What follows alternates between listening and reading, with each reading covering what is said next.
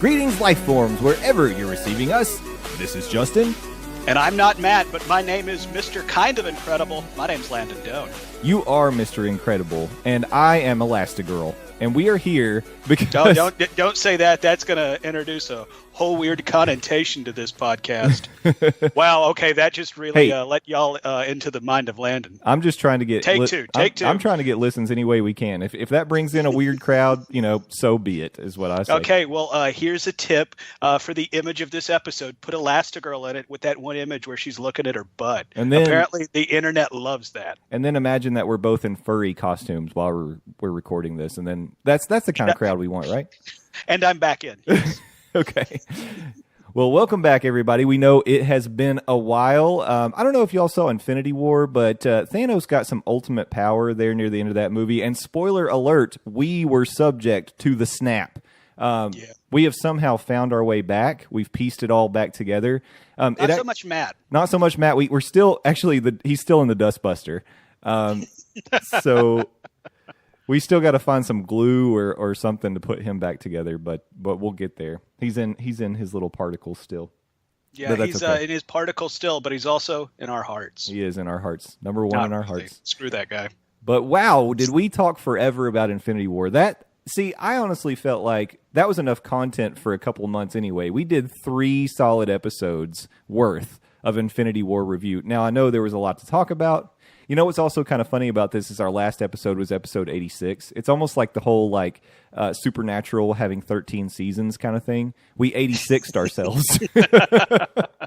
Well, if we're anything like the series Supernatural, that means we're going to go on and on forever, even though it seems like story-wise we probably should have wrapped up a couple Exactly. But we're never going to stop. The well ran dry a year ago, and we're still pumping.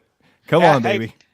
Somebody's got to cash these proverbial paychecks. Yeah, from the Hammock Corporation. Exactly. Shout out to the Hammock District. But we're back. It's episode 87. It's been so long since we've done one of these. I don't even have a drink. Landon, I heard you crack something open over there. I don't know what you're drinking. Is it something fun? It's beer adjacent, so it's fun adjacent. It's Coors Light. Okay. All right. I'll tell you what we drank last night. Samantha went and bought some of those copper pot looking cups from the store and made us a couple Moscow Mules last night. Ooh, those are a good drink. Yeah. What spirits did you use? Dripping Springs vodka. And okay, I've never heard of that. Kind of sounds disgusting, but please continue. Apparently, it was recommended over Tito's. Really, Tito's vodka? That's strong. Yeah, and it is strong.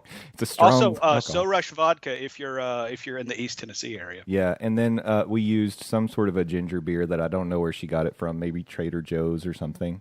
Oh, she's bringing me. Look at this service. She's brought me something. In my hand, my friends, I now have one of my favorite drinks of all time. And it's in a can, usually in a bottle. It is indeed. Oh, here we go. Rogue Dead Guy Ale. Ah, well, that's and look at this. As somebody walks into my room, that's weird. I'm supposed to be alone in the house, sir. Please get out. But thank you for the beer. I appreciate that. Somebody, please call the police. This is what happens when you just say "beer me." And, okay, once again, dude, if you're gonna beer me, at least dress like Duff Guy. Come on. Although I don't know if I want somebody pulling beers from their waistband. That's just me, but I would be okay if Duff Man pulled it from his waistband, but unfortunately here on NNC we can't get the Duff Man license, so we have to get the knockoff Duff Guy. He's kind of like the Dr. Thunder of Dr. Pepper. You know what? That's a good point. Some of those aren't so bad, but when it comes to Duff, you got to go with the original. Absolutely. The Duff original. What I'm gonna do right now is I'm gonna take a picture of my mic and the beer as a little kind of like a teaser to those who are watching our Twitter and wondering where the hell we've been. Yeah, we do still read those messages, even though the most response we can muster up is me, let's be honest, kind of drunk in the middle of the night posting fun GIFs. But, we do still read those, and you can follow us, twitter.com/nerd_news_cafe. That's right. Wait, so, did I just give it out correctly? You got it. You say say the weird word underscroll, which I don't know what that means, but that's okay. Well, I figure since we're nerds, it's I'm gonna tie it into scrolls. Oh, so okay. so it's like under scrolls, I not got you. under scrolls. Yeah, that was a good save. They didn't notice. Yeah, but Eric, I know you've been out there wondering. You've put up the bat signal a few times, and just so you know, we are still alive, and I'm tweeting out a little teaser right now. So they're going And to Leonard be. Strauss is probably still pissed. Oh, Leonard Strauss. Listen, I delivered for the crispy buttermilk crispy tendies from McDonald's, so he can suck it on everything else. Because I feel like that is like a delivery of a lifetime. I wasn't playing around. I don't play around about crispy chicken tendies. Mm-hmm. 2 for $2. Can't beat that. I can't If beat they're that in with a stock, stick. then you can beat it if it's not in stock. That's true. Well, Landon, let's do a show. Oh, is that what we're doing? That's what I thought we're here for. I was falling back into old habits. Somebody told me I have an open microphone, so my mouth is just going to keep talking until I die. Sweet. If it gets you paid, get it done. Yes. And once again, I'm still open for employment. Please give me the thing.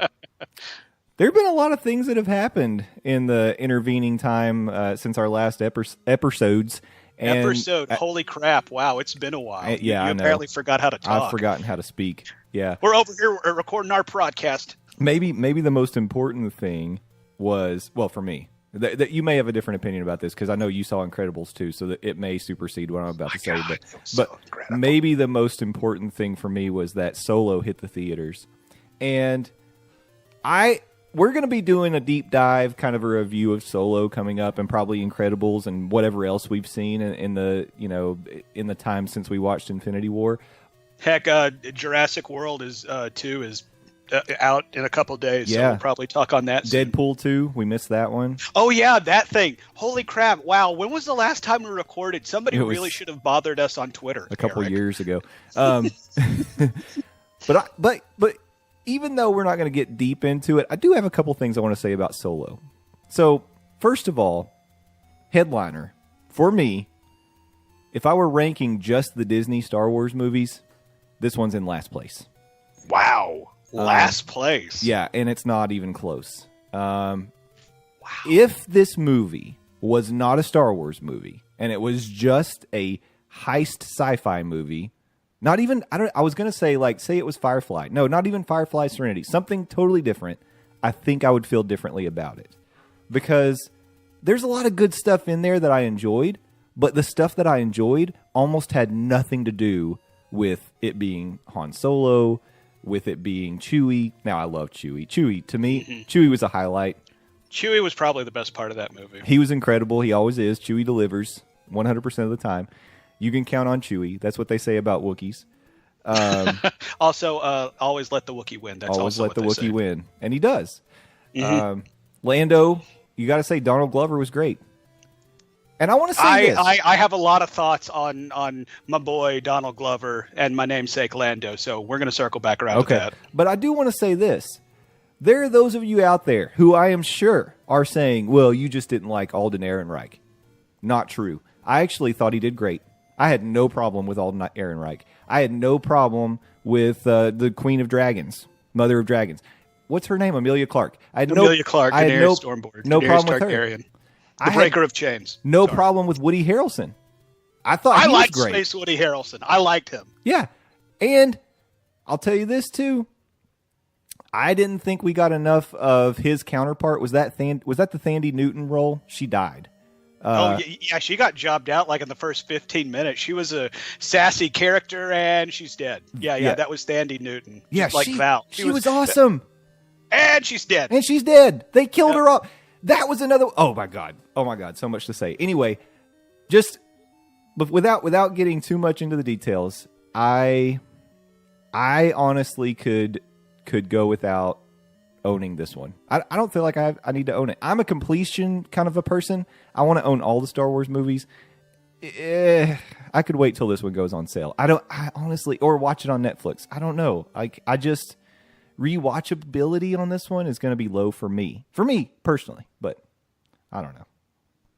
It's kind of shocking to hear you say that because, I mean, Matt identifies himself as the Star Trek guy. I'm the comic book, wrestling, video game dork on this show. But you, I mean, your shtick, it's Star Wars, and this is the telling of Han Solo's origin story. But so it's kind of surprising to hear you say that. At the same time, I only think I'm a little bit more positive on it than you are. Like my takeaway from this movie was, it was fun. It's fine. It's fine. It like, happened. Yeah, it's fine. And it's like, it's weird you said that the part or some of the parts you enjoyed, if you didn't associated it with Star Wars, you might view it differently. Like some of the parts that I enjoyed, like felt like it was outside of a Star Wars story, because it's like the whole part where they're trying to make the parsec run or whatever, and they have to go through the Kessel run. Yeah. Sorry. And they have to go through the void or whatever near the black hole, and then they summon a creature or something, or there's some crazy ass Dungeons and Dragons character down there. It's like, oh my God, that was cool. And there was in Empire Strikes Back, they go into the throat of a space rock worm or something, but that didn't feel very Star Wars to me. I mean, it was cool, but it didn't feel very Star Wars for me. And it's weird for me to like almost knock that or hold that against the movie, rather, because if you remember, whenever I talked about Rogue One, I generally liked Rogue One, partially because it felt so different from everything else that was going on in the Star Wars movies. This felt different, but I don't know if it necessarily felt like a good different. And I said I wanted to circle back around to Donald Glover, Lando. It's like when we first are introduced to Glover's portrayal of Lando, he's talking weird. I'm like, why is he doing that? And then it's like he's nailing what Lando himself talked like. Because if you remember in the original movies, Billy D. Williams kind of had a very unique delivery, and whenever he talked, man, you knew it was Billy D. delivering those lines. And Donald Glover nailed it. It's like, I loved what Donald Glover did as Lando, and that's one of my biggest complaints. I wanted more of that. Yeah. Like, we're introduced to Lando. He's very front and center when he's introduced.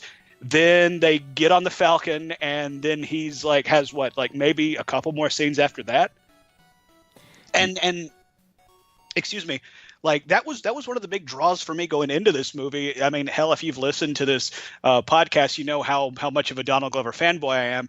So like, obviously I was going to walk away wanting more, but it's like, even if I didn't go into this movie with the mindset of like, yeah, Lando's going to steal this movie, I still felt like I'd be like, that like I wanted more. And you talk about Space Woody Harrelson. His name's Beckett, by the way, but we're just going to call him Space Woody Harrelson. And Emilia Clarke is Cora. And it's like, introducing all these cool new characters, I kind of felt like it ran into the same problem that Rogue One did. It was like, they introduced so many cool, badass characters, like Forrest Whitaker's character. That guy was awesome. You knew he wasn't going to make it out of the movie, because guess what? We never heard them in the... Nobody made it out of that movie. Yeah. Exactly. So it's like, oh, sweet.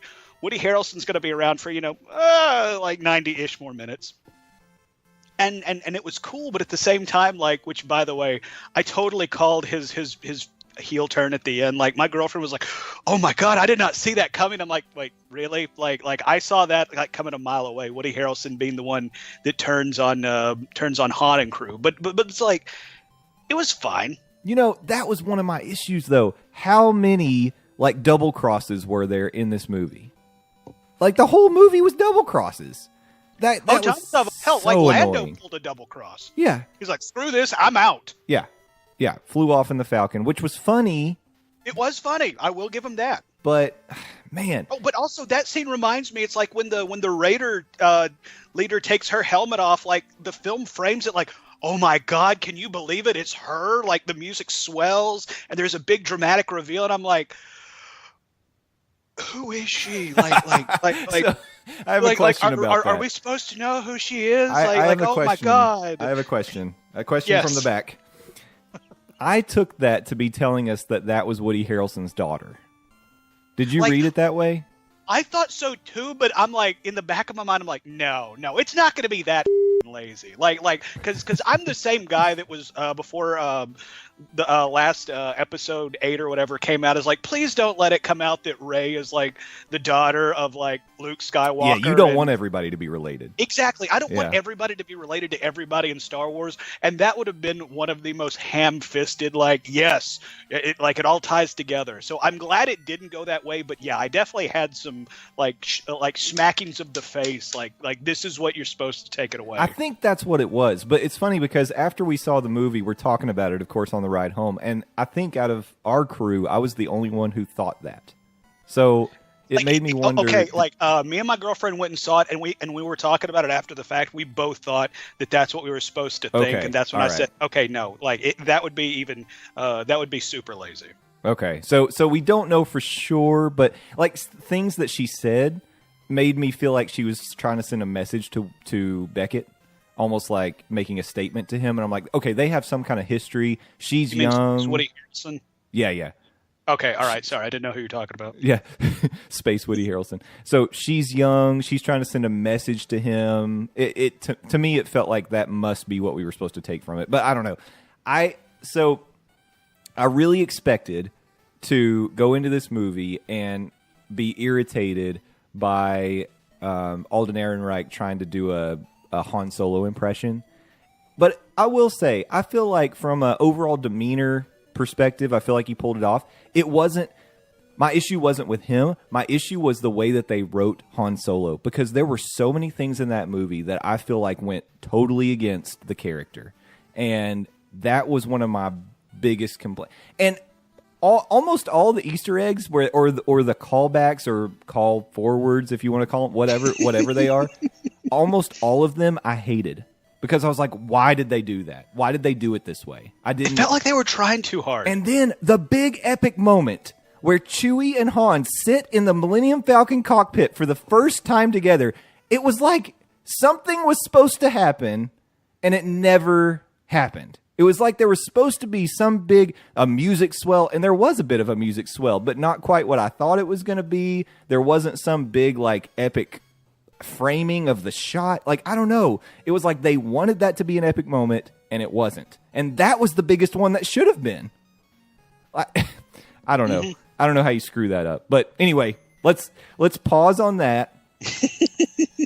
Yeah, because eventually we're gonna get Matt out of the dustbuster or whatever. Yeah. Get the hot glue. Exactly, whatever event he got sucked up into. So I'm sure he's gonna have thoughts on it too. But it's like one last thought. Like, do you know the name of Lando's robot? Like the actual name of it in the movie? I said it felt like they were trying too hard. Like, I feel like her name is like Exhibit A of them trying too hard. I only knew her as L3, but okay, well, that's her first name, I guess. It's L3. Then it's 37. And for all of our elite listeners out there, you know exactly what that spells. Yeah. Like, oh my God, Ron Howard, I appreciate you. You're Opie. You were what's his name? Richie Cunningham. You're amazing on Arrested Development, but like, man, come on, that is trying. Okay, I just about kicked my chair. There's something I have to say. You just reminded me of something. Are you okay? Like, holy.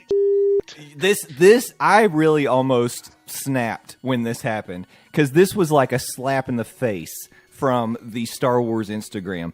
So days after Solo had come out, they post a picture from the original trilogy, and it's when C-3PO plugged into the Millennium Falcon when they told him, hey, we need you to talk to it, find out what's wrong.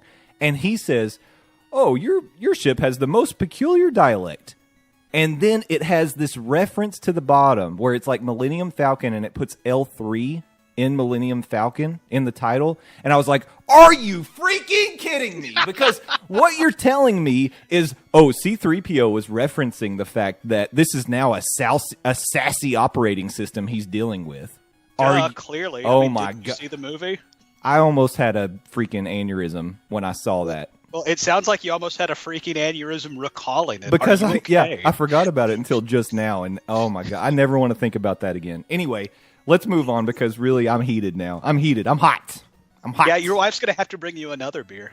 Coming in hot. All right, Landon, Let's talk some E3. That was probably the biggest, most recent thing. We're just going to have to skip over all the history that we missed up until this point. Yeah, if it's happened from the last time we recorded to now, go to google.com to find out what you missed. Exactly. Well, I will tell you this. I wasn't nearly as plugged into this year's E3 as I was last year. If you guys remember last year, if you're faithful listeners of the podcast, which I'm certain that you are, we did like a very detailed, epic deep dive into E3. Didn't we do like a 4-parter or something? It was probably a bit. Yeah, it's probably still ongoing right now. Yeah, I don't think it ever ended. Matt really wanted to talk about that Egyptian Assassin's Creed. Yeah, he did. We went into that, and we went into the freaking the 2 Pirates games and all kinds of stuff. Yeah, which apparently only one of them has come out. Yeah, so. but Landon, I told you I wasn't as plugged into it. The news that I was getting was really coming from my son, and so what I need you to do is help me walk through the highlights of E3. I am aware of some of the announcements, and I've certainly done a little bit of research, so I'll have some things to throw in here, but why don't you give us the cliff notes to what was E3 2018? Well, since you already gave away your source, your son, we can talk about what all the children are talking about. Yeah. First of all, Fortnite has finally come to the Nintendo Switch, so Yeah. it is now on literally It's everywhere. a piece of device that has a Wi-Fi connection and a screen. So it's like if I know Skyrim made the joke with the Skyrim very special edition where you can download it onto your Google Home, your old school Motorola pagers, and your smart refrigerators. They even had Keegan-Michael Key in the announcement video. Like Fortnite is literally doing that. Yeah, they're now on no every joke. platform. It's free to play and the kids love it. So like that is the big takeaway, I'm assuming, for the tweener crowd. Am I correct? And you're correct. He downloaded it as soon as it was available to his Switch, and he's been playing it ever since. And I'll be honest, like my girlfriend likes Fortnite, and she's been messing around with it on the Switch. I might give it another shot just because, I mean, what's the old saying, 50 million Elvis fans can't be wrong, or something like that. You're right. And the thing too, I think it's more attractive as a mobile game on the Switch than it was on any tablet or phone. So yeah, absolutely. I mean, and you talk about on the go and mobility. I mean, that is the Switch in a nutshell. It is a home console that you can take on the go, where it's like, yeah, it's cool. I can play it on my 7.5-inch screen iPhone 7, where a good 20% of the screen is taken up by my big giant fat thumb. So good luck playing a first-person shooter with that. But Fortnite just continues to steamroll. Another announcement that I'm sure your son and people of his ilk and also people of my ilk are excited about. Super Smash Bros. Ultimate has been announced for the Nintendo Switch. Not only do we get a release date, it's coming this year, we also get the playable roster. And spoiler alert, it's every character playable ever. Yeah, it's amazing.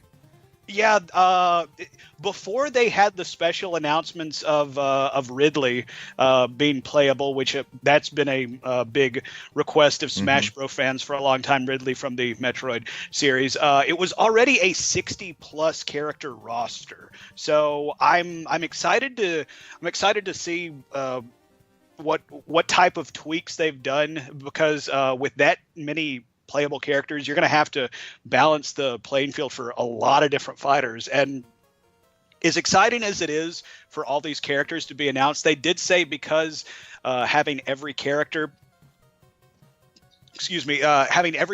playable was one of the big selling points, they said not to expect many surprises when it comes to announcing unknown playable characters. So that's kind of a bummer. I mean, every player or every character ever option is cool, but at the same time, like those surprise announcements, like even if it comes to DLC, I don't know if we're going to get DLC just because 60+ characters. The DLC announcements of, oh, by the way, Ryu from Street Fighter. Okay, that's bananas. How about Bayonetta from Bayonetta? Okay, that's even more bananas. Those announcements were cool. So I'm kind of sad that we're not going to get that. And they said because, once again, that every character ever was such a big selling point.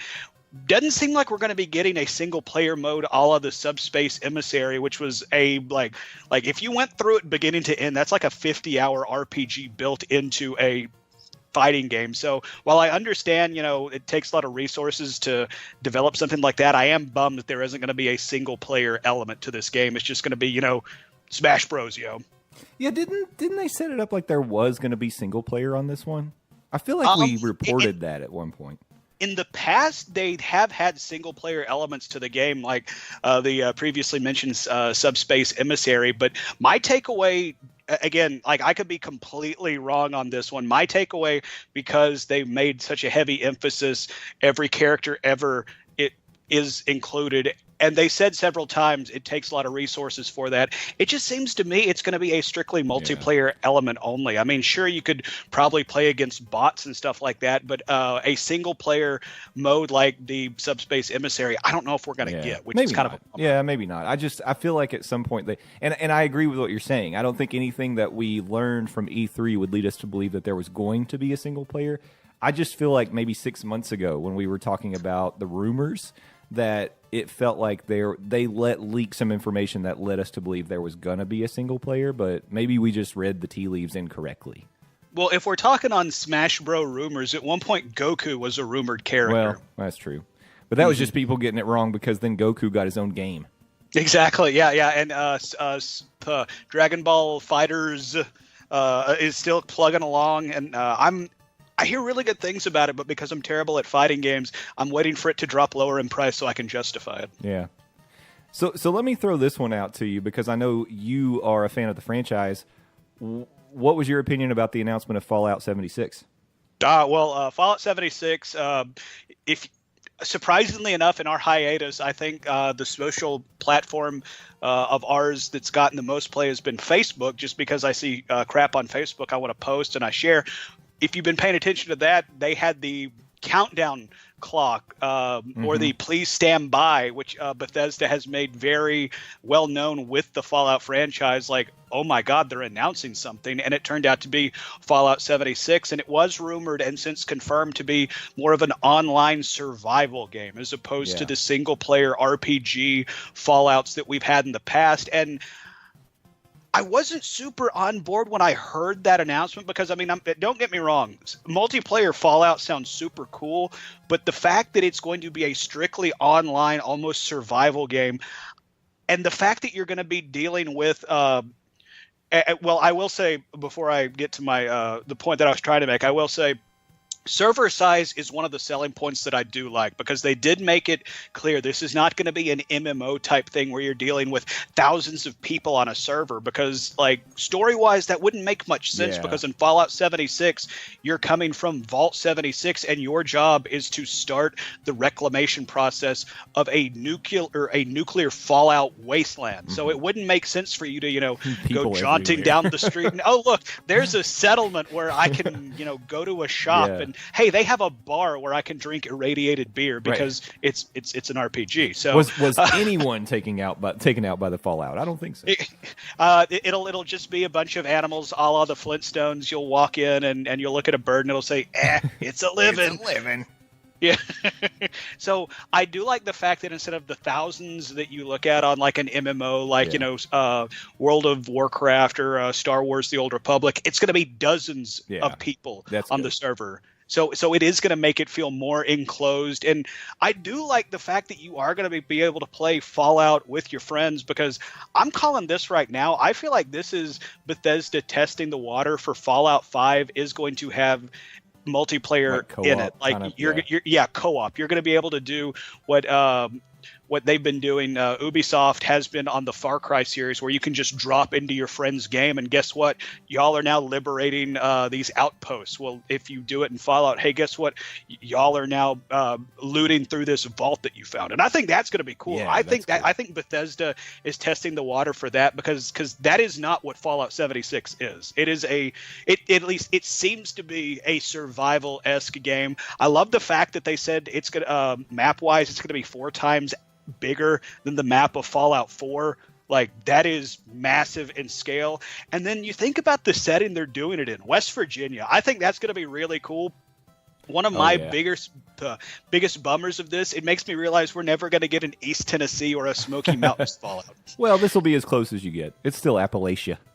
Exactly. I'm hoping they might introduce some DLC that introduce the Smoky Mountains, because I do just want to point out in East Tennessee we do have Oak Ridge, Tennessee, which is the birthplace of the atom bomb. Yeah, exactly. It seems logical. It should be yeah. here. Bethesda, are you listening? Like, and I love the fact that they said that they're incorporating the West Virginia lore into this game. They're taking, like, myths of creatures in the mountains. I think that is super awesome cool. That Bethesda is doing that. But at the same time, like I said, the fact that it's, just strictly, going to be a barren wasteland with you and your buddies fighting against computer-controlled bad, monsters and raiders, and then player-controlled people who, might be on your side or might try and take you down. It's like, I do worry if we're going to have that, RPG element we've come to expect from Fallout games, even just the Bethesda Fallout game. So that does make me kind of wonder if we're going to get that. But I will say, like, I'm more on board with this game than I was before we got to E3. Okay, good. Well, I'm glad that they were by able the way, to November 14th of this year.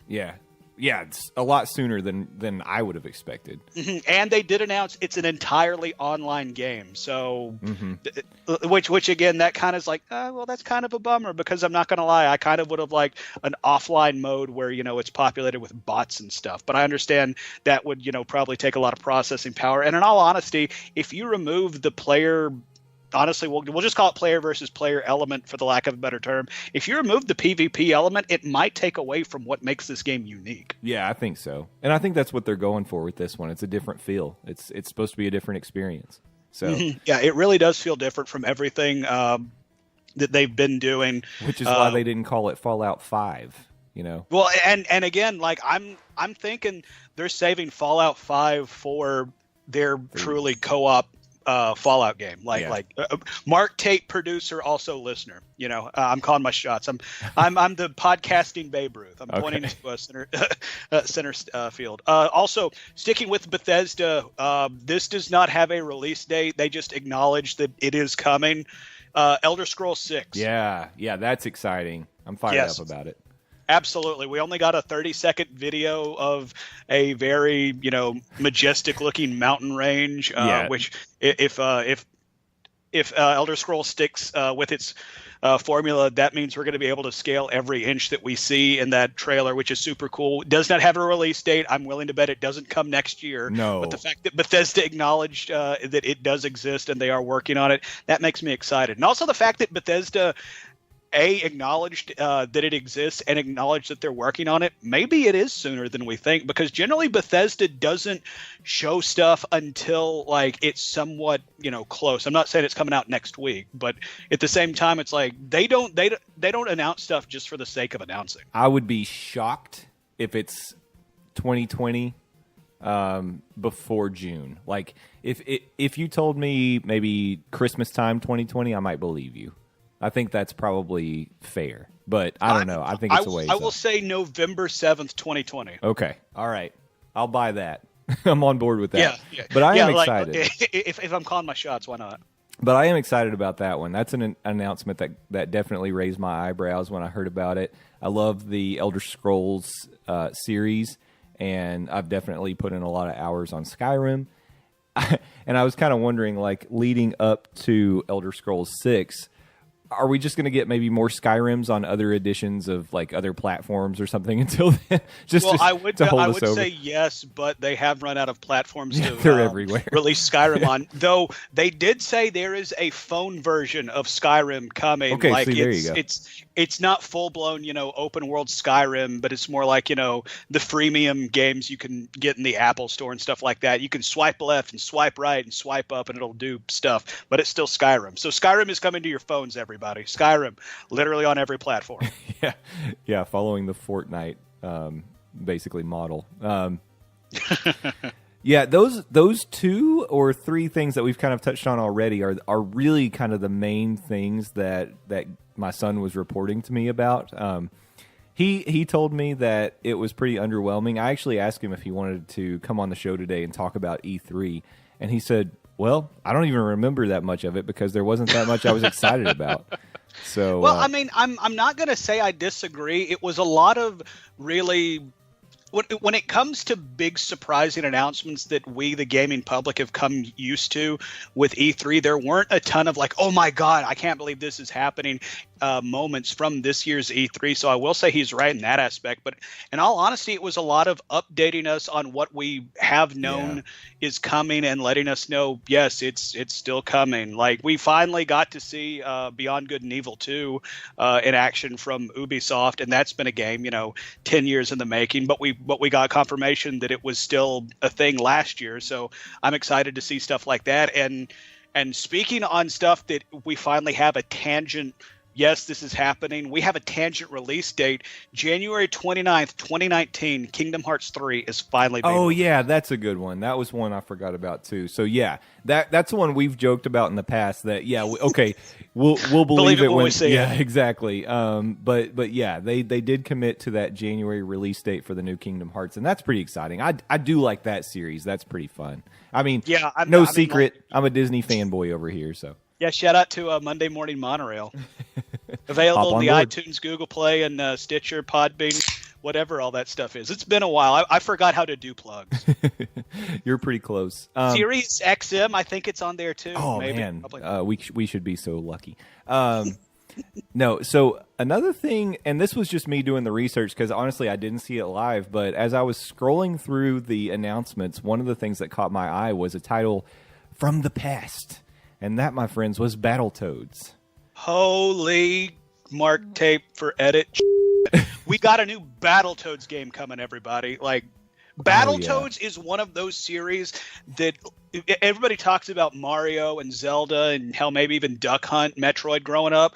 Like, to me, Nintendo equals Battletoads. Yeah, I love me too, man. Oh, God, I'm a big fan. I feel like this... We either kicked around the idea of doing some sort of a stir it up around best SNES titles or something. I'm pretty sure at some point I was out there like singing the praises of Battletoads, and I don't know what the context was, but Battletoads is one of my favorite games, like especially co-op side-scrolling beat 'em ups. Well, we're going to throw quotations around the co-op part. Yes, you can't play together, but especially if you go down that level that lowers you on the Turn yourself strings. into a wrecking ball. Yeah, turn himself into a wrecking ball. Me and my brother Tyler, we would fist fight each other before we would get to stage 3. You couldn't get down the tunnel. Yeah, I we would understand. just beat the out of each other.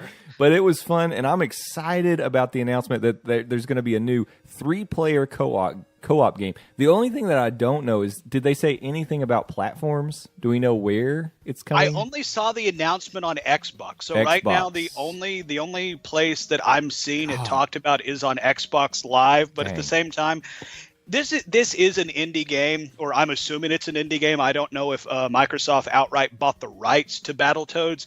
So if they have, disregard what I'm about to say.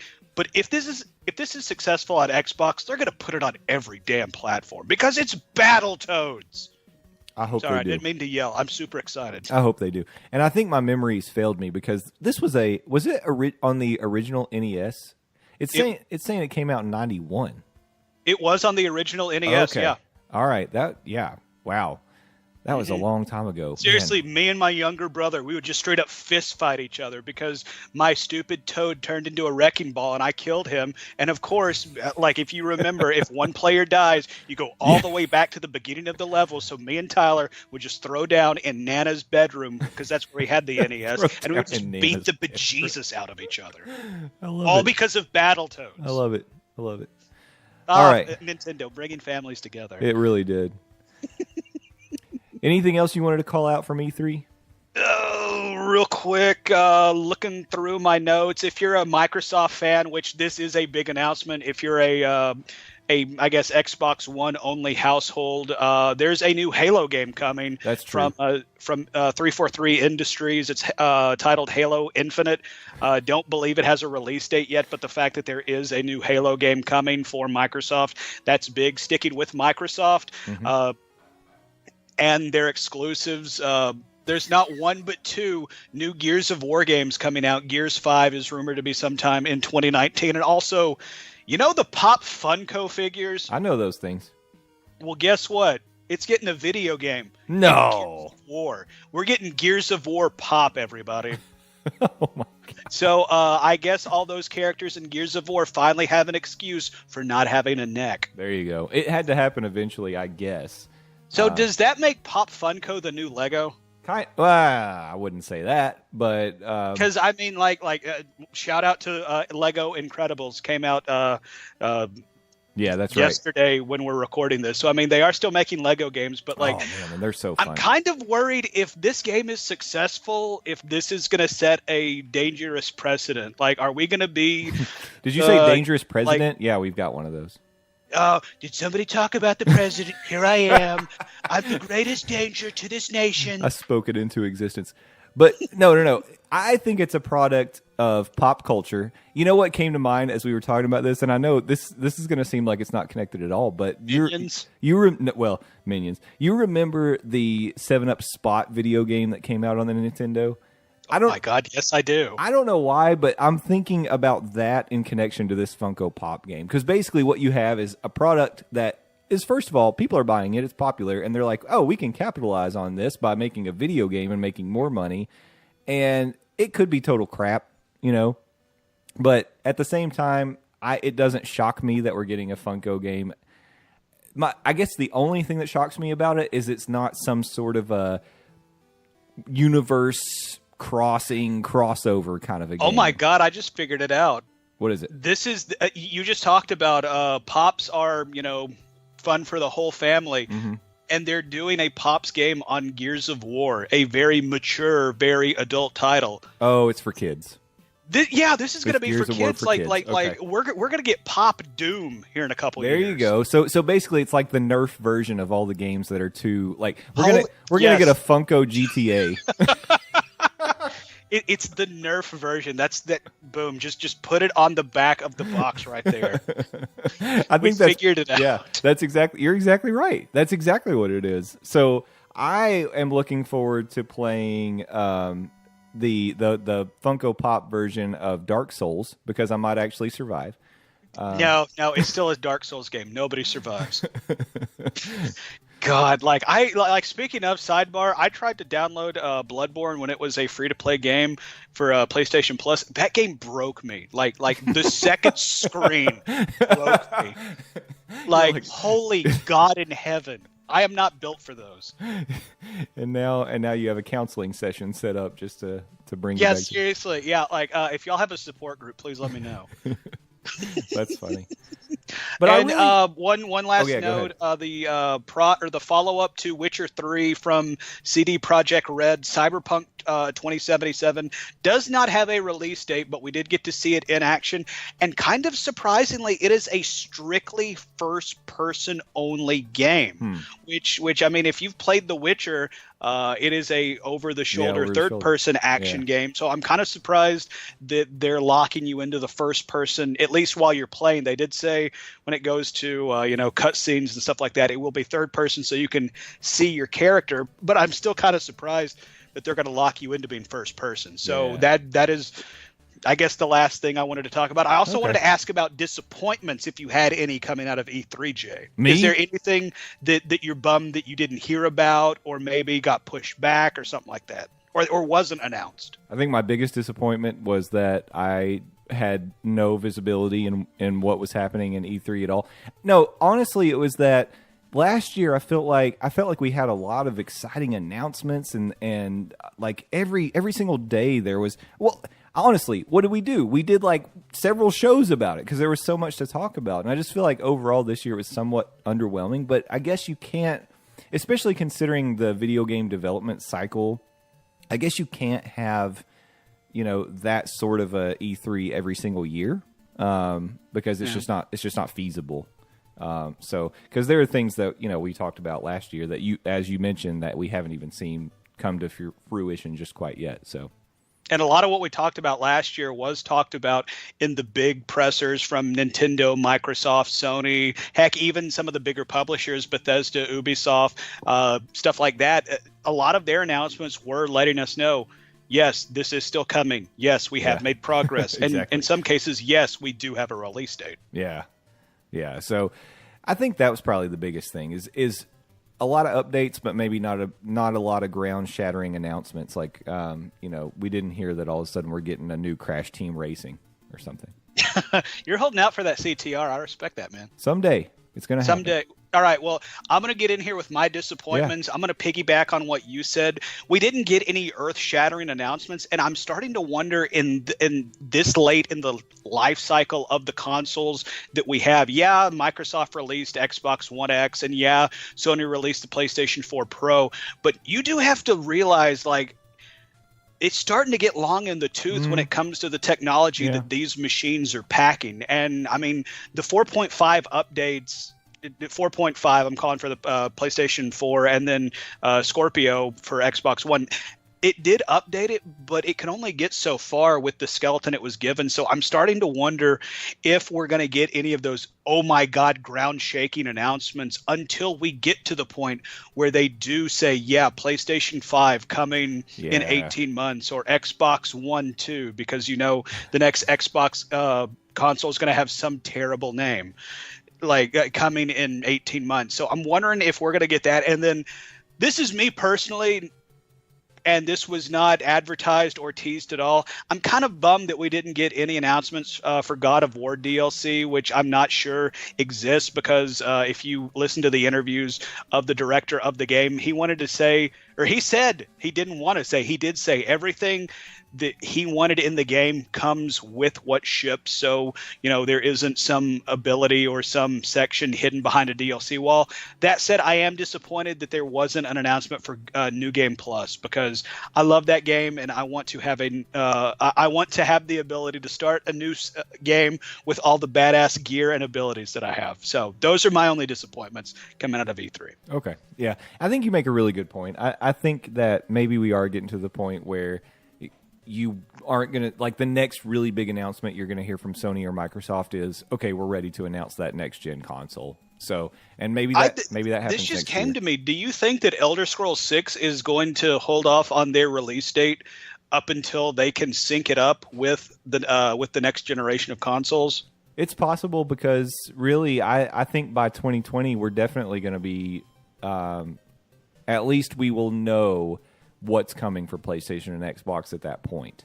So, if by 2020 they haven't announced either, you have to wonder what the financial state of their game department is. Yeah, definitely. Because I mean, like, think about how long ago the PlayStation 4 came out. Think about how long ago the Xbox One, the original, came out. Because I mean, it's been a while, and in the terms of the video game console cycle, 2013 is a long time ago, and that's when the PlayStation 4 launched. That's crazy. We're coming up on 5 years. I didn't even realize. But I mean, Sony did release the stopgap of the PlayStation 4 Pro. So, right. I mean, I think that's why we didn't get the announcement of PS5. But I mean, are they really expecting these kind of like iterative consoles, these like 4.5 PS 4.5, if we want to call it that, or Xbox One Pro? Like, do they really expect that's going to bridge the gap for maybe another 5 years? Because I don't think so. Oh, at least me personally, I hope they don't think that's going to bridge the gap for the next 5 years. Like it's exactly what I called it. It's a stopgap. It's going to bridge you over for a couple years and buy you time, because I mean, like, here in a couple years, the PlayStation 4 Pro and the Xbox One X, they're gonna be considered obsolete. I mean, that's just the way the video game console cycle goes. And if it wasn't for the PS4 Pro and if it wasn't for the Xbox One X, I do think we would have had the announcement of the next generation of game consoles. So you have to wonder, are we going to get those announcements next year or in 2020? But I mean, like, eventually they're coming. Yeah. They have to. And they have to. And let me tell you, as somebody who still has a day one launch PlayStation 4, it's to the point where every time I fire it up, it sounds like a plane's taking off. So it's getting to the point where, like, the day one software is starting to fail. So, I mean, like, whether Sony wants to get around to it or not, like, even if they wanted to push it off and keep pushing it back, oh, we're going to release a PlayStation Pro, like, eventually it's getting to the point where people are having to update and and replace their software. And just for reference, the Xbox 360 was released in November of 2005. The PlayStation 3 was released in 2006. So, and I'm trying to, I blanked on the month, so I'm actually Googling it right now. But yeah, it was released in November of 2006, so like a year later. So we are coming up on basically the kind of the life cycle, at least of the last generation of consoles, because they both lasted about 7 years. So start saving your pennies, everybody. Yeah. So that's start looking for GameStop and Amazon for having sweet trade-in deals towards credit. Yeah, but that's why I was asking, because I wonder if they really think they can buy themselves maybe a couple extra years by releasing those enhanced versions of the current console. I don't know. I don't think it's going to work. Honestly, they probably if they probably already burned through any time they already bought themselves by releasing the Xbone X and the PlayStation Pro. Yeah, I think you're right. So I don't know. I'm pretty excited. Who knows what the next version of the consoles is going to look like? I mean, you know, every time they come out, they're blowing us away with the new abilities. You know, from a technology standpoint, just the processing power, the graphics, you know, the clarity of the graphics, everything is just pretty amazing. I mean, I mean, like 4K is going to come standard. Like, yeah. You have to think in the next iteration of consoles. Yeah, and we've got the technology that they put into the consoles that are coming out for us to have in our homes to play video games. Could, you know, we could basically be powering the International Space Station with these things. It's insane. Yeah, but screw that. Kratos has to rip the head off of this god, man. Yeah, no kidding. So seriously, Sony, give me more God of War. You got one. Enjoy it. No, actually, a little bit of a confession time. You might be following me on Twitter, twitter.com/Landoz, Landoz. You noticed that I made a post that I started my second playthrough of God of War. Guess what? It overwrote. Oh, no.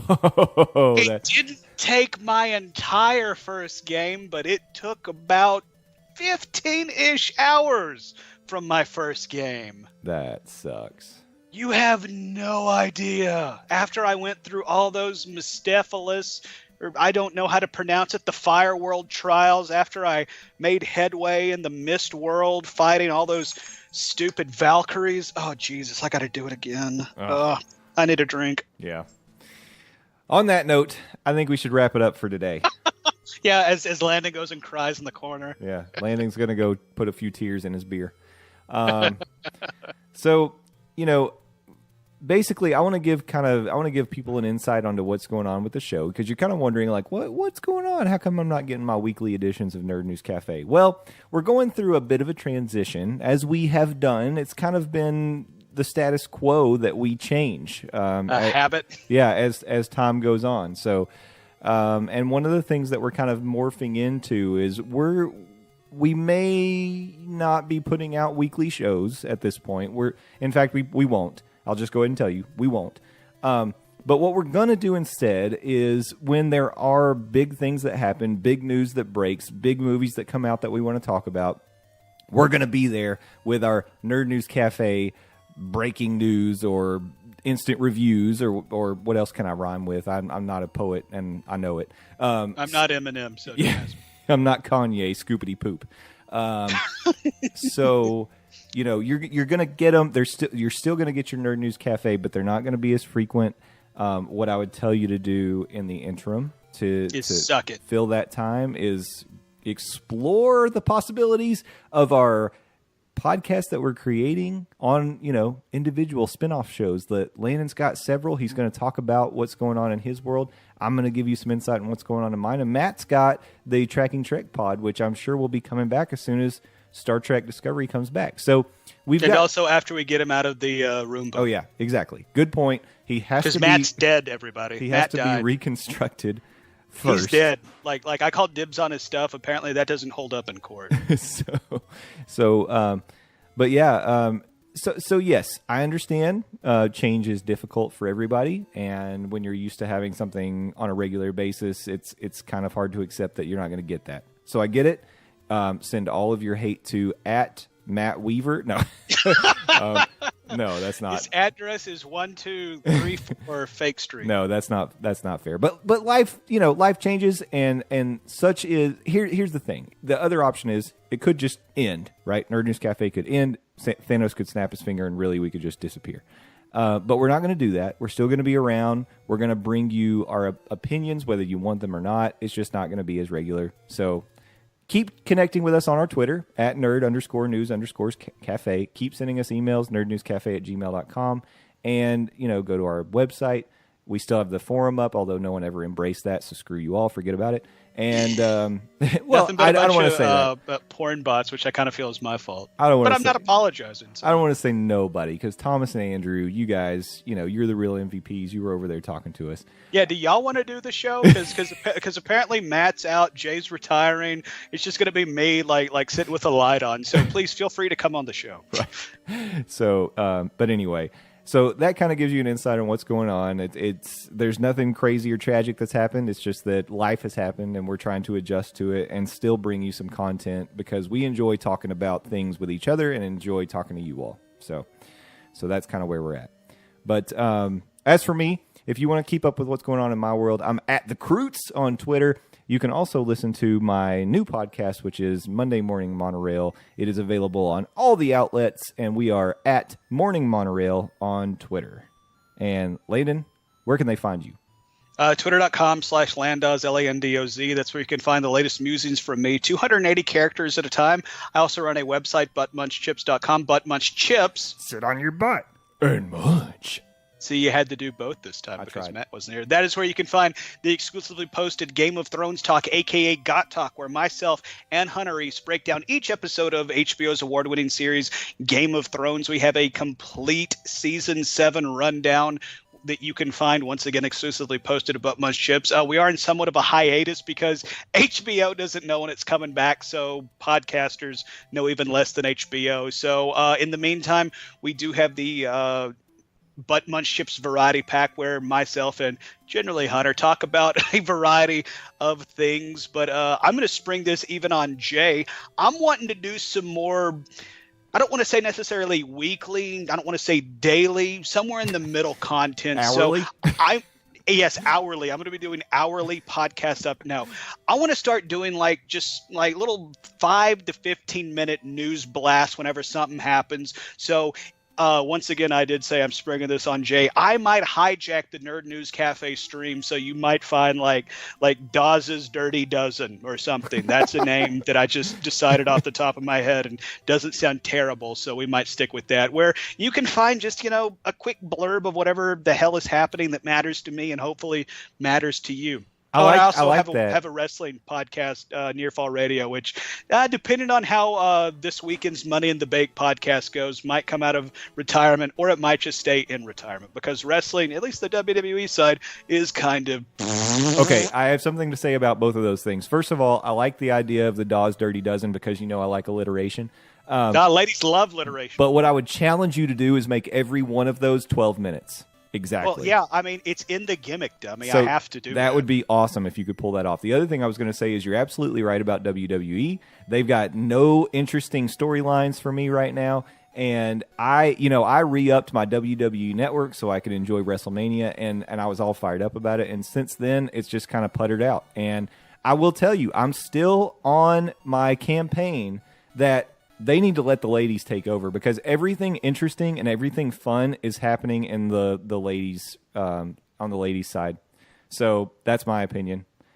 You're not wrong. I mean, at this weekend's Money in the Bank, Ronda Rousey challenged Nia Jax for the WWE Raw Women's Championship. So that's going to be exciting. This is Ronda's first televised singles match, and she's challenging for the championship. I'm excited to see what happens from that. I'm really hoping that Money in the Bank is going to jumpstart the WWE product because you talk about Mania. Yeah, by the way, this is a total sidebar in Near Fall Radio. Suck it, everybody. You're already, an hour into the podcast. I don't want to hear your complaints. Since WrestleMania, they had a pay-per-view, and then 2 weeks after the pay-per-view, they had the greatest Royal Rumble in Saudi Arabia, which was, for all intents and purposes, a glorified house show where nothing happened. They had a 50-man over-the-top battle royal. Yeah, nothing happened. Literally nothing happened. It was a 5-hour event. Not a damn thing happened. So honestly, this upcoming pay-per-view, which I don't know when this is getting posted, it could be before or after the pay-per-view. This is the first time that WWE has really had something that felt like it's mattered since Mania. So I'm really hopeful, fingers crossed, that going forward the product is going to be somewhat compelling, because you're right. I mean, story-wise, it's been a letdown, and it's extremely disappointing, because if you look at the talent on both rosters, both Raw and SmackDown, I mean, top to bottom, they are loaded with some of the best talents in the world. And this is what creative has to do for him. It's very disappointing. So I'm hoping coming out of Money in the Bank, we'll have, almost like a reset, and people will be energized, and there will be storylines that people care about. But also, shout out to New Japan Pro Wrestling's Dominion pay-per-view. Apparently, heard it was amazing. Amazing. Kenny Omega and Okada apparently had a 7-star match, and that was previously on a 5-star scale. Yep. So if you're a fan of the sweet science of professional wrestling, go subscribe to New Japan Pro Wrestling's streaming service and watch Dominion. I might actually do that. Yeah, there you go. I heard the same thing. So that seems to be the consensus. And also shout out to the New Day that beat the Elite at E3 in 3-on-3 Street Fighter V combat. There you go. That's more interesting than what's happening in the ring. It really is. It almost feels. That tells you how bad WWE is. This joke is like 2 minutes late, but I was ready for it. It almost feels like Ron Howard is directing the WWE right now. Well, as soon as we see Clint Howard in it, it'll be like, well, son of a bitch, Jay was right. So for Justin Krutzinger and the absent Matt Weaver, my name's Landon Doan. We thank you for subscribing and listening to Nerd News Cafe. You've been classy. We've been Nerd News. Good night.